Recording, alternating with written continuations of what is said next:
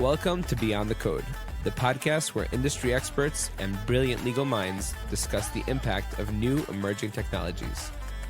I'm your host, Yitzi Hammer, a lawyer and tech enthusiast. Join us as we explore the legal, regulatory, and ethical issues surrounding AI, blockchain, and more. Get ready to go beyond the code and stay ahead of the game. Arye, Schreiber, thank you for joining me on Beyond the Code today. It's very exciting having you here. Thank you, Yitzi. Thanks for having me. Excited to be with you. Good. We have a lot to talk about. Most importantly, Armadillex, your new product, which you recently launched, or new company, new platform. Very, very excited to learn kind of a bit more in depth how it's going to change companies' privacy streamlining. I read a whole bunch of stuff on the website, but not really sure how it works. So I would love to jump into it at some point. But first, if you could start with just introducing yourself. Sure. Again, excited to be with you. This is long overdue. I suppose a good catch up like this. So I would say I'm an Anglo-Israeli privacy lawyer. It's a kind of a good way of summarizing it. My personal life has been between Israel and the UK. Mostly, I qualified as a lawyer in Israel and in the UK as a solicitor in England and Wales. And my privacy journey, which I guess is most interesting in this in the present context, in the kind of cutting edge of data and law, started 20-something years ago when I was doing an LLM. We can get into those details. 20-something years ago, like way before GDPR, like before people were talking about privacy.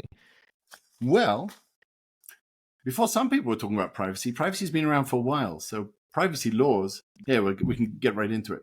Privacy laws have been around since the 70s, since before I was born. I think The first one was in the state of Hesse, and the first national was in Sweden. And but yes, long before GDPR. But before GDPR, it was much less well known and less onerous. There was the Data Protection Directive, the DPD, in Europe since 1995 or 96, I think. So it was there, but it was much less of a thing, among other reasons because data was much less of a thing. There was much less personal data. The law that was written before the internet was a feature in most people's lives, before e-commerce existed, written in the early 90s, was not up to the task, and hence GDPR came into existence. So yeah, I've been in space since before GDPR. So it's fair to say since before it was really a thing. But the history of privacy is a good topic. I remember when I did my privacy training, I was astounded to see that they draw on like the first, like the foundation of privacy is in the Universal Declaration of Human Rights in 1949, I believe. But it was obviously like in a whole other context. I mean, at that time, if you wanted to find your name in a newspaper, you had to go to a library and like flick through those like old telescreens that had like these scanned newspapers in them. So I imagine like even knowing what type of data and information you had out there was an onerous task in and of itself. But carry on. So you got involved in privacy about 20 years ago, but then I imagine you had a few other sidetracks before you became a full-on privacy professional. That's right. Yes. So kind of the story of my journey into data and law was in my first degree, I had a lecturer by the name of Professor Tanya Aplin, an Australian. I think she did her PhD, or they call it a DPhil in Oxford, in digital copyright. And then when I did an LLM, I asked her to supervise me on a thesis on that space. She said, well, actually, I'm tired of digital copyright. Let's do privacy. She probably said privacy instead.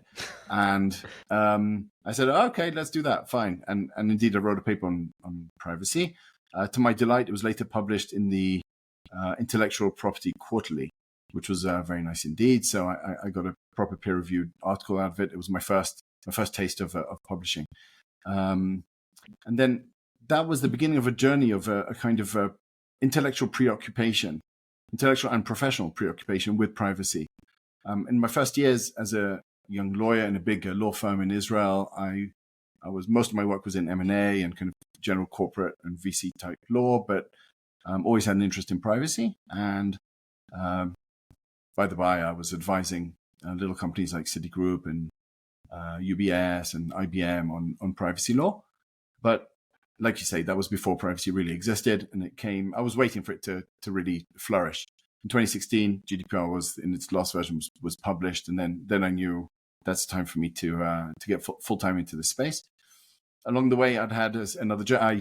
I worked in-house at a company called Litec, which we sold to General Electric in 2011. I worked as an independent counsel for a couple of years, and also set up a company called Mergers, which was an attempt to build a platform. Well, the attempt worked. I built a platform, but it wasn't very successful. To source, it was really M&A ideation. So M&A deals are well known. A lot of research backs it up. M&A deals tend to be quite poor. The outcomes are poor. Some very big companies have spent many tens of billions of dollars on M&A that goes nowhere or worse. And I set up Mergers as an attempt to fix that. It was a bit ahead of its time. I think the last couple of years, Goldman Sachs created some kind of venture that's rather like it.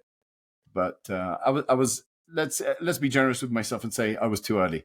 So I shut that down quickly. I think it's the criteria for any successful entrepreneur is to have had a failed startup. So now that you failed with Mergers, you can go all the way with Armadillex, right? Yeah, that's the plan. I'm gonna do my best. I'm gonna try. Absolutely. Okay. And also you were the last associate ever at Lehman Brothers for like a yes. Yeah, I switched the lights off on the way out. That's right. Yeah. Wow. I was doing an MBA at Stanford University in 2000. Some of 2008 was my midpoint. And that at the time, it looked like Lehman Brothers was the one bank that looked unaffected, while Bear Stearns and others. Yeah, it looked like the only one that was going to be okay. So I thought that was pretty safe, and I was delighted to have a summer job in the Menlo Park office of Lehman Brothers. But some associates made a nice chart of the stock price and how it correlates with our being accepted and starting and leaving Lehman Brothers. And on the way out, the place basically collapsed.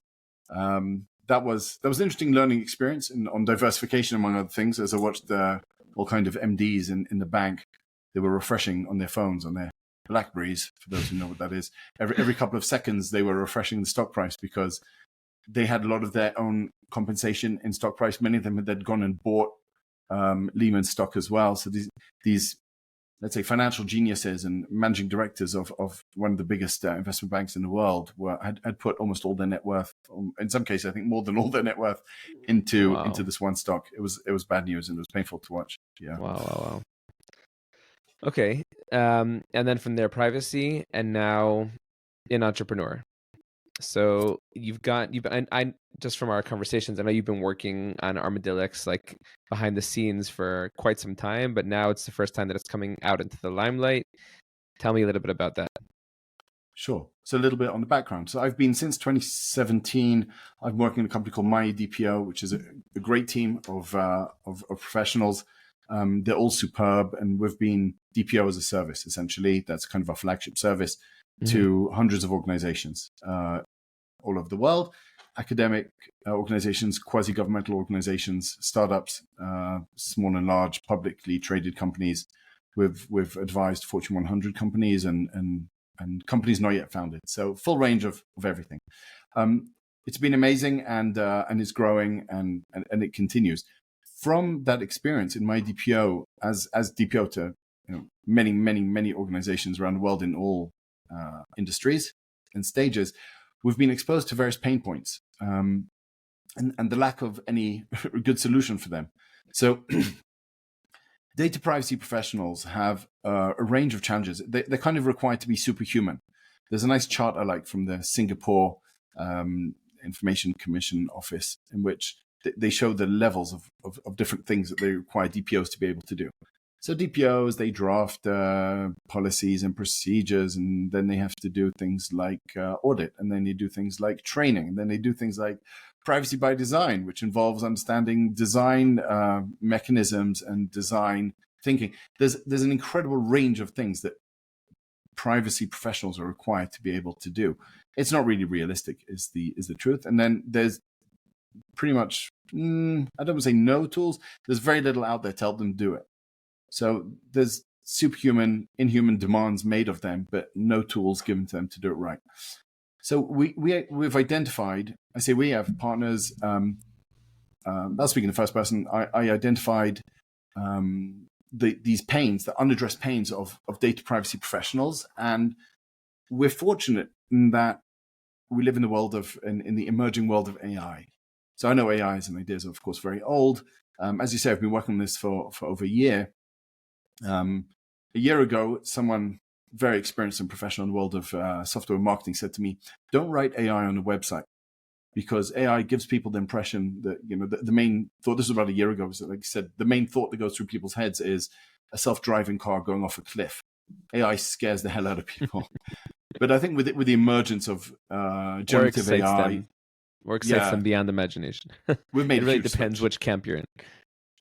Yeah, but you're right. Of course, I think the general population has switched in the last 12 months because the emergence of generative AI into our lives. It could be some simple things, like it could be from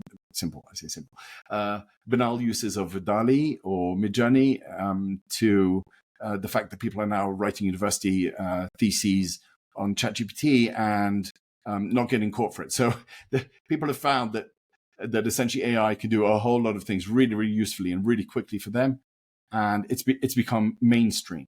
So what we're seeing is that the mainstreaming of AI means that it's no longer something it's no longer scary technology that it has to be kept under wraps. On the contrary, I've spoken with organizations now. We'll get into the details of Armadillex, sure, but I've been speaking with organizations now who say they're looking for only AI-powered software because they consider all others to be, yesteryear's technology and therefore not really forward-looking at all. So that's a space that we've jumped into, which is AI solutions or AI-powered solutions for data privacy professionals. That's what Armadillex is. So you didn't heed this guy's advice because he told you not to use AI, and it's all over the website. So yes, we changed that on the website. It's all over the website, as I say, because I think it's become mainstream now. But that's right. Anyway, now we're ready, and I think everyone's ready. No one gets spooked by the notion of having software that has AI components. That's not scary. At least it shouldn't be. Okay, so walk me through it. I'm a tech company, and I have various privacy related aspects of my business that I need to address. What are the pain points that Armadillex solves for me? Like, how would I best use Armadillex?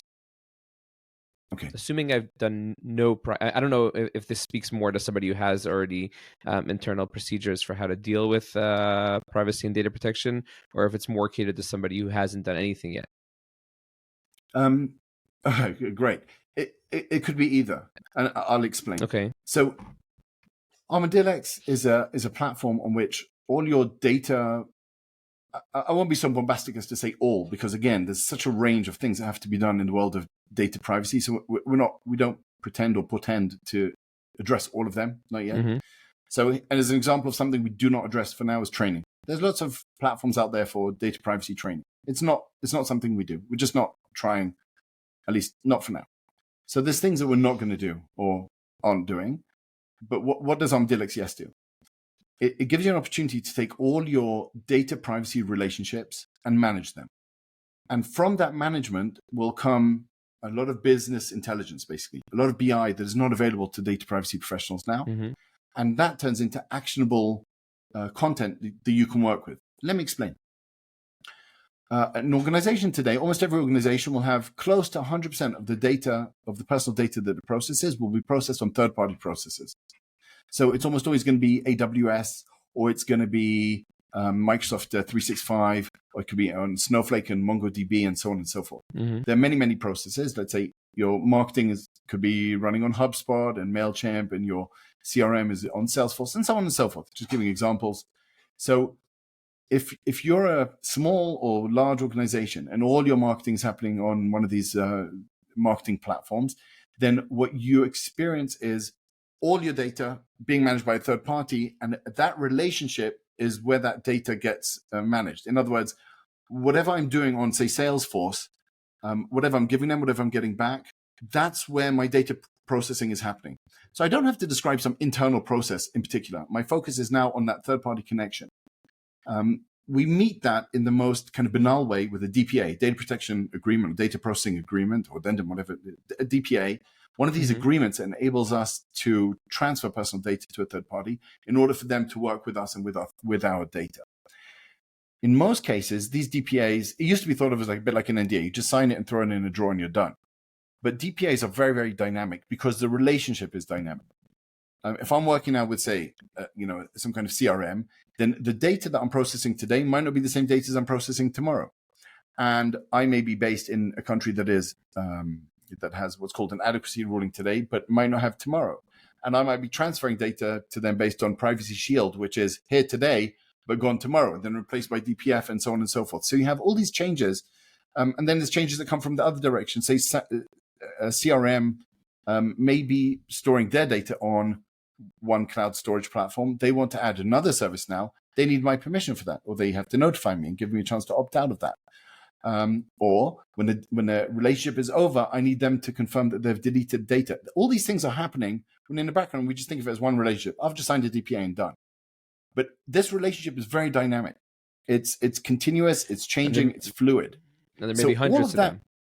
Sorry? I'm saying a customer and one company may have hundreds of relationships like this at any given time. Precisely. One company will have hundreds of different relationships with different providers. It may even have multiple relationships with the same provider. Because it could be subsidiaries, or it could be different. In different countries, we run different accounts where we buy multiple seats and each one is for a slightly different product. Or if you're talking about, say, a provider like Salesforce, Salesforce has not one CRM product. They have a broad range of different software services and solutions that they provide.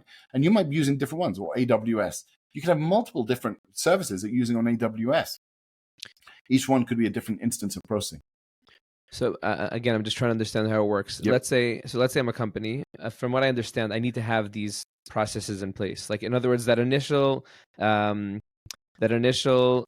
Q&A of like, are you a controller or a processor, and how you should interact with various service providers or customers, and which template DPA you use for each.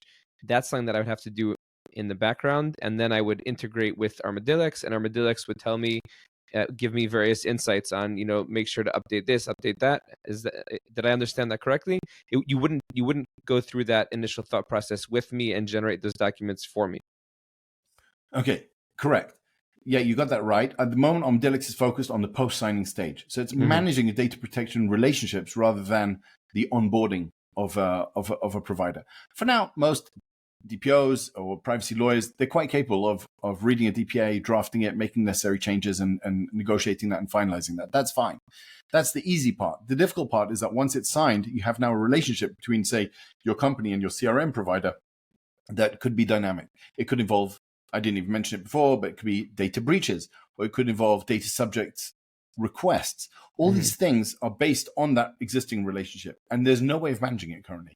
So what we've done is we've taken AI tools. I'll explain what we do with those, but a platform in which we've built a platform in which you upload all your DPAs, your data processing relationships, let's call them, and you manage them all from there. So it can act as a CLM, it can act as a CRM, it can also, we integrate with CRM and CLM, customer relationship management and contract lifecycle management platforms, in order to be able to integrate those relationships so that the data privacy and the legal and the compliance and the regulatory functions within a group, to the extent that they're separated, can be completely coordinated. And then all the data privacy relationships, which means my company, my organization, the other organization, the contact people, in the end, there's always a person that you're going to speak with. So who is the human that I need to be in touch with there, and their contact details and their relationships and their agreements and the contract and all the rest of it, and which data is going and when. All of that is managed on Armadillex. And then we can use that to provide, first of all, some business insights, which are interesting and actionable and valuable. So I'll give you a kind of foundational story, if you will, which led to this functionality being kind of a vision of something that has to be built and that we've managed to build. One of the challenges for data privacy professionals is the fast changing legal landscape, which often comes from geopolitics and technology as well. So I'll give one example. A good example is the Privacy Shield. Privacy Shield was essentially ruled invalid in the Schrems 2 agreement, and that had all kinds of knock-on effects and follow-on consequences. And one of them is that all your DPAs that were relying on Privacy Shield now had to be changed. Same thing applied for Brexit. Brexit was a huge shift for anyone doing business in and with the UK. And another kind of more banal example is I'm a software provider, and I'm based, let's for argument's sake, I'm using Microsoft Azure to store my data, and now I want to add Amazon Web Services as a data storage platform. I have to inform all my customers. Now it depends what exactly I wrote in DPA, but as a matter of in practice, I'm going to have to inform them. Mm-hmm. Yeah, I'm going to have to either inform them, or more than that, ask for their prior permission. So they at least get to opt out, but in many cases, they are required to opt in before I can transfer their data from Azure in, say, the Netherlands to AWS in, say, Virginia. It seems like such a banal change. I've added a platform. Okay, I've added a software provider. But it's a massive headache. It's massive. Now, we spoke with a publicly traded company. I was working with them, a fintech company, and they... The way she said it to me, the lawyer working there, she said they locked me in a room for 6 months to go through all our agreements and make this happen. So, yeah. There must be a better way of doing it. There has to be, of course, and now there is. But just hearing that, it brings tears to your eyes. You think about this poor lawyer. Well, she sat in a room for 6 months, basically, and what she was doing, she was going through hundreds of agreements, seeing which ones require prior notification, which ones require prior permission, opt-in and opt-out, opt-out and opt-in respectively, basically, and how long in advance that is required, and which information they need. Even that isn't standard. One company might say, we want 7 days, opt-out period. Another one might want 60 days. And one person's going to say, we want it in writing with confirmed receipt. Another one's going to say, just send an email to dpo@whatever.com. So all of that, then there's no good way of doing it. Enter AI. AI is really good, or can be trained to be really good. It's just a tool. It doesn't really do anything inherently. It can be trained to be really good at reading certain kinds of agreements. And we spent, as you say, well over a year just developing our own AI model. Training the AI. Training. Exactly. Training AI to read these agreements, to understand, so to speak, to understand the various bits of it, what it has to be in there, what it's supposed to say, and what it's supposed to say, and what the meaning is. And that enables us to break down every agreement that is uploaded into its components and to understand what each of them mean. And at the same time, by the way, to see what is missing. So we advise a client, this DPA is actually missing certain clauses, which we think is probably a good idea to have. And the next stage, of course, is customization. So if you're working for whichever company, you decide that all my agreements have to have, say, minimum prior notice of X days, or I will never store data in country Y, or I always, want to be told of change Z. So all these things will go into the platform, and you'll be notified, and you'll have kind of a red flag system. This is good. This is no good in advance. So AI is a blessing for that. It's something that it's a tool that enables us. We've trained, as I say, a model to read data protection agreements and other data privacy kind of documents. I'll get to that later. And we can read all that. So you can upload.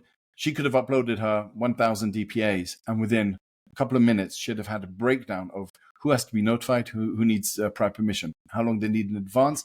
And what we've built on top of that is an ability, a notification system, that actually the notifications can be drafted for you. We have a library of drafts of templates, and the emails are sent from within the system, and they have tracking, so we can tell when the client has read them or responded. They have a response button.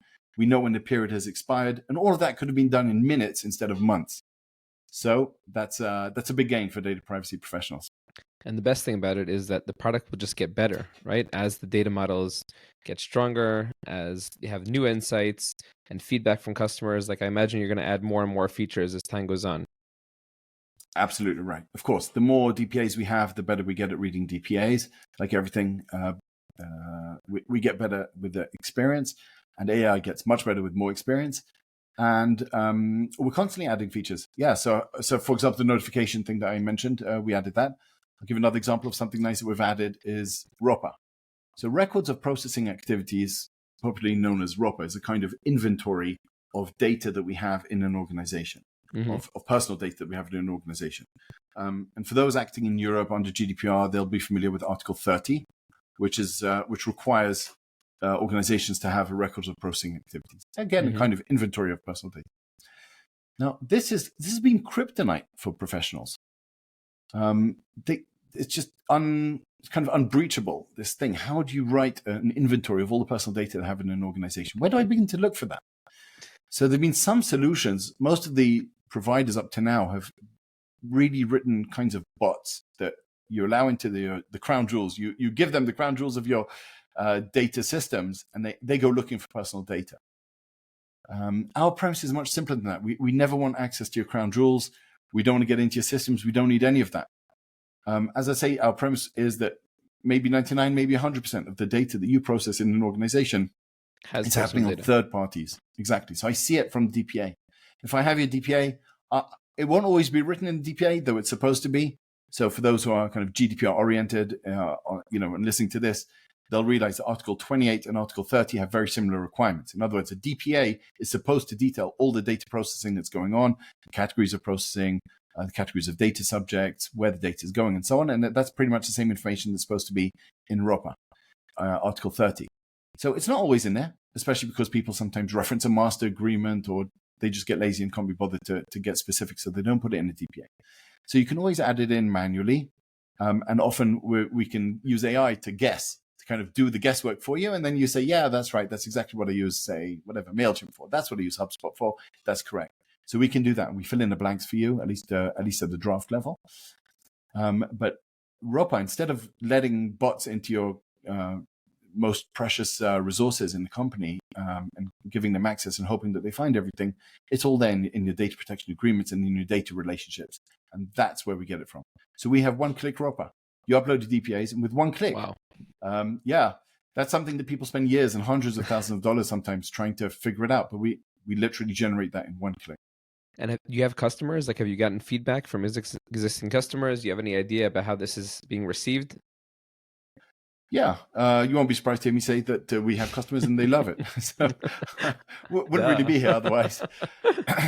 Yeah, we're delighted. We have several customers in each of different kind of industries and spheres and sizes. We have publicly traded customers, and we have big private multinational customers, and we have little startups. The size of organization tends to be less significant than the data footprint of the organization.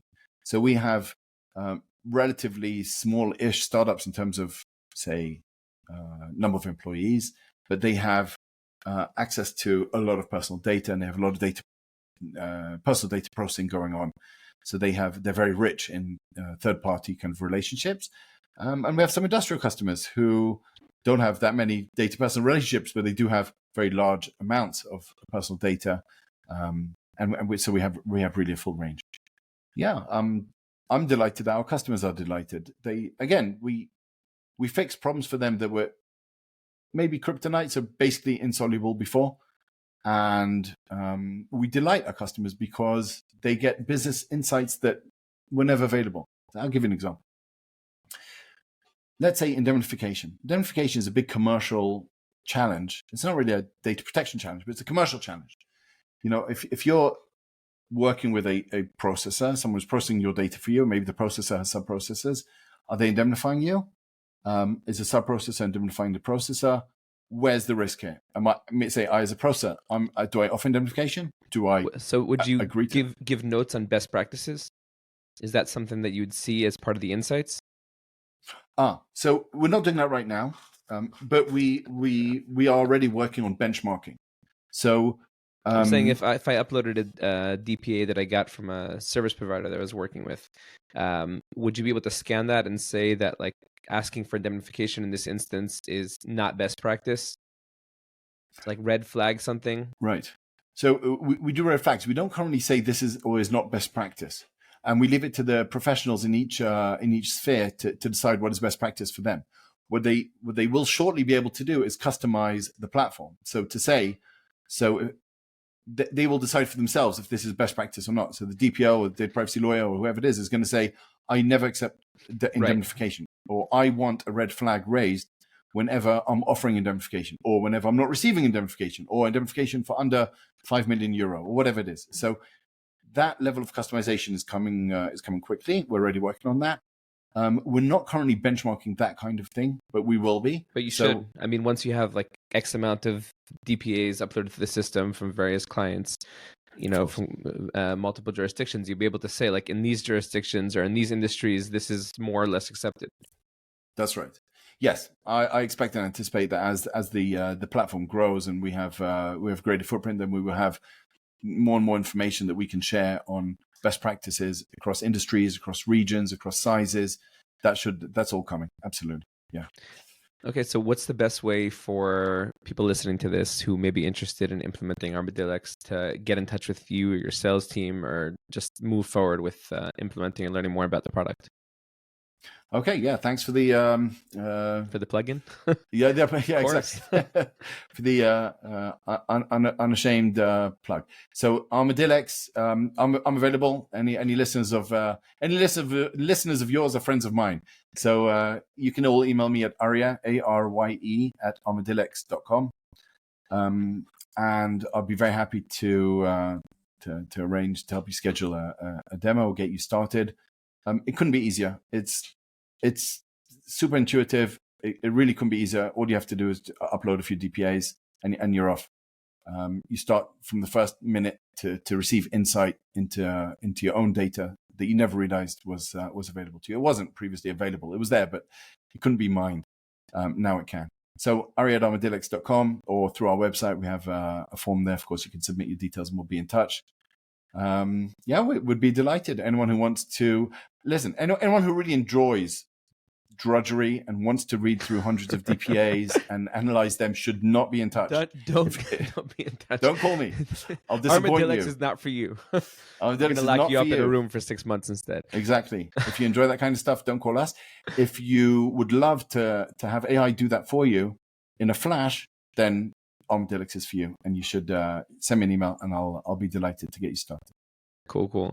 So it seems that most of the people that I interview on the podcast have like more than one hat, and you're no different. You're a lawyer, you're a DPO privacy professional, you're an entrepreneur, you're also a publisher. You recently published your own book, which evaluates different portions of the weekly portions of the Bible from a privacy perspective, which is fascinating. I'm still waiting to get my copy. Something in the mail service doesn't want it to arrive at my house, but at some point we'll get that done as well. What else are you working on? You'll get your copy. That's for sure. Yeah, thanks. So it's a book. It's called. It's written in Hebrew, so it's not yet available for the English reading privacy enthusiast. But maybe an English version language will come soon. That's an unintuitive connection, because data and privacy seem like such a modern, new age, 21st century idea. As you said, is GDPR really the first law? It starts with, as you said, the Universal Declaration of Human Rights. But even before that, Warren and Brandeis. Okay, so they famously wrote their 1890 article. So you're talking about an idea in its modern form that's 130 years old, 130 something years old. But a lot of the foundations of privacy are much older than that. So what else am I working on? Oh, a bunch of different things. One of them, if I ever find time, is research. So I like to write. I like to research new ideas. I'm working on hopefully, let's call it a guidance on privacy by design. So one of the areas I'm most passionate about is how do we design software products for privacy. And privacy by design is a lovely idea. Most of the credit goes to Anne Cavoukian, former Information Commissioner of Ontario, who coined that phrase specifically. It's since taken wings and become a thing of its own. And of course, it made its way in some form or other into Article 25 of GDPR. So privacy by design is an idea. No one knows what it means. So I'm trying to produce some kind of an explanation, a book, some kind of guidance on exactly how do you do that. What do you do? How do you do privacy by design? So that's one of my pet projects. I teach and. How do you have time? Yeah, you have kids, I don't have enough time. You're also an army reservist. Like, how do you have time for all these things? Yeah, I don't. I'm probably dropping the ball on so many different things that I do, or not doing them well enough. But I'm doing my best. That's all I have. Try and do my best. And the real answer to that is I have a team, I have colleagues, and they're amazing. So also on the consulting side, also on research, and also most importantly on Armadillex, I have wonderful colleagues. They're great. They take initiative. They always find ways to become more and more efficient in their work and to give the clients, to delight the clients, to surprise them and delight them with kind of the quality and speed of work. So I owe my family and my colleagues a huge debt of gratitude. Couldn't do any of this without them. None of this is a one-man show. Specifically, Armadillex, I'm working with a good friend and collaborator, Dan Jaffe, a dear and old friend, and I learn a lot from him. I learn a lot from all my colleagues, and I enjoy working with them. Of course, there's no magic. There's only 24 hours in a day, and they help me with whatever I manage to do is thanks to them in a very large measure. Fantastic. Arye, thank you so much for this. This was great. I really enjoyed. And hopefully we'll do it again sometime. I look forward to that. I'm delighted that we find the time. Thanks for having me. Thank you for listening to Beyond the Code. If you enjoyed this episode, make sure to subscribe, share with your friends, and to tune in again next week for more fun and insightful conversation.